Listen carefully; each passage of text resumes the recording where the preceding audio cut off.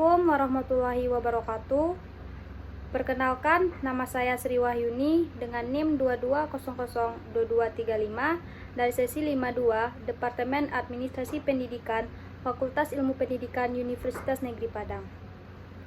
Baik, di sini saya akan menjelaskan sedikit materi tentang perumusan kebijakan. Adapun materi yang pertama yaitu faktor-faktor yang mempengaruhi perumusan kebijakan. Adapun faktor-faktor yang mempengaruhi formulasi kebijakan pendidikan adalah sebagai berikut. Yang pertama yaitu adanya pengaruh tekanan-tekanan dari luar. Walaupun ada pendekatan formulasi kebijakan dengan nama rasional komprehensif, yang berarti administrator sebagai pembuatan keputusan harus mempertimbangkan, yang berarti administrator sebagai pembuat keputusan harus mempertimbangkan alternatif-alternatif yang akan dipilih berdasarkan mempertimbangkan penilaian rasional semata. Yang kedua yaitu adanya pengaruh kebiasaan luar. Kebiasaan lama organisasi seperti kebiasaan investasi modal, sumber-sumber dan waktu terhadap kegiatan suatu program cenderung tertentu akan selalu diikuti. Yang ketiga itu adanya pengaruh sifat-sifat pribadi. Berbagai macam keputusan yang dibuat oleh pembuat keputusan banyak dipengaruhi oleh sifat-sifat pribadinya, seperti dalam proses penerimaan atau pengangkatan oleh sifat-sifat pribadinya. Seringkali faktor yang sifat-sifat pribadi pembuat keputusan berperan besar sekali. Yang keempat itu adanya pengaruh dari kelompok luar. Lingkungan sosial dari para pembuat keputusan juga sangat berpengaruh, bahkan sering pula pembuatan keputusan dilakukan dengan mempertimbangkan pengalaman dari orang lain yang sebelumnya berada di luar profesi formulasi kebijakan. Yang kelima itu adanya pengaruh keadaan masa lalu. Pengalaman latihan dan pengalaman pekerjaan yang terdahulu berpengaruh pada pembuatan keputusan, atau bahkan orang-orang bekerja di kantor pusat sering pembuatan keputusan yang tidak sesuai dengan keadaan di lapangan. Selanjutnya materi kedua yaitu hambatan di dalam merumuskan kebijakan pendidikan. Menurut Supandi, tahun 1998 berpendapat bahwa adanya beberapa macam masalah yang terjadi di lingkup kebijakan pendidikan. Yang pertama itu masalah prosedural, yakni masalah yang berkaitan dengan bagaimana cara pemerintah dalam mengatur serta melaksanakan kebijakan pendidikan dan juga pekerjaannya. Yang kedua, masalah substansial, yaitu masalah yang terjadi apabila berkenaan serta konsekuensi yang terjadi dari sebuah kegiatan pendidikan. Yang ketiga, masalah distributif, ialah masalah yang dapat diselesaikan secara perorangan serta melibatkan sedikit masyarakat. Yang keempat itu masalah regulatori, yakni apabila suatu masalah menyebabkan terdapatnya hambatan serta pembatasan dalam melaksanakan kegiatan pendidikan.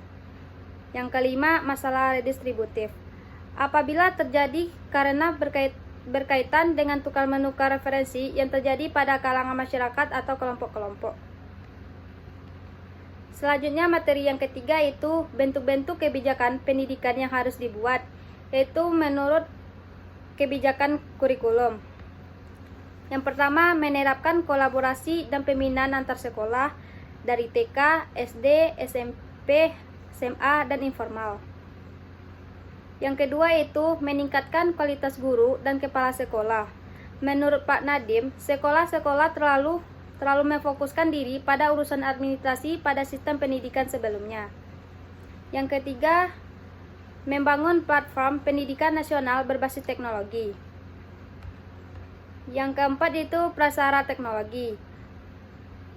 Memperbaiki kurikulum nasional, pedagogi, dan penilaian.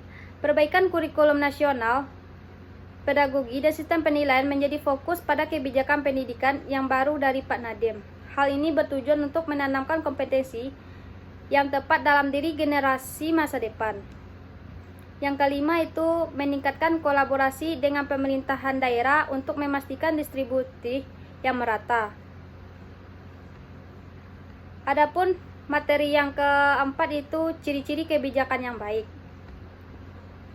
Kebijakan pendidikan dapat menjadi instrumen yang efektif dalam menciptakan sistem pendidikan yang inklusif, berkualitas, dan relevan dengan kebutuhan masyarakat dan era saat ini. Kebijakan pendidikan yang baik memiliki beberapa ciri khas yang membantu memastikan bahwa sistem pendidikan dapat memberikan manfaat yang maksimal bagi siswa, pendidik, dan masyarakat secara keseluruhan. Berikut adalah beberapa ciri-ciri kebijakan pendidikan yang baik. Yang pertama itu inklusif, yang mana kebijakan pendidikan yang baik harus inklusif, memastikan bahwa semua individu memiliki akses yang sama terhadap pendidikan tanpa diskriminasi berdasarkan faktor gender, kecacatan, atau status sosial ekonomi. Yang kedua yaitu relevan dan berkualitas, untuk memberikan pendidikan yang relevan dan berkualitas sesuai dengan kebutuhan masyarakat dan tuntunan zaman. Yang ketiga yaitu meratakan akses, yang mana kebijakan pendidikan yang baik harus berupaya meratakan akses ke pendidikan di seluruh wilayah, termasuk daerah terpencil atau terpinggirkan. Yang keempat, memperhatikan keseimbangan kurikulum, yang mana kebijakan pendidikan harus memperhatikan keseimbangan antara pelajar akademik dan keterampilan praktis yang diperlukan untuk mempersiapkan siswa untuk kehidupan setelah sekolah. Yang kelima yaitu dukungan untuk pendidik, yaitu kebijakan harus memberikan dukungan yang memadai bagi pendidik, termasuk pelatihan yang sesuai, pengembangan profesional, dan kondisi kerja yang layak. Yang keenam, mendorong inovasi, yaitu kebijakan pendidikan yang baik harus mendorong inovasi dalam metode pengajaran dan pembelajaran untuk meningkatkan efektivitas sistem pendidikan. Yang ketujuh yaitu pengukuran kinerja, di dalam kebijakan pendidikan harus menyertakan sistem pengukuran kinerja yang akurat untuk mengevaluasi hasil pendidikan secara holistik, termasuk kemampuan akademik, keterampilan sosial, dan kesiapan karir.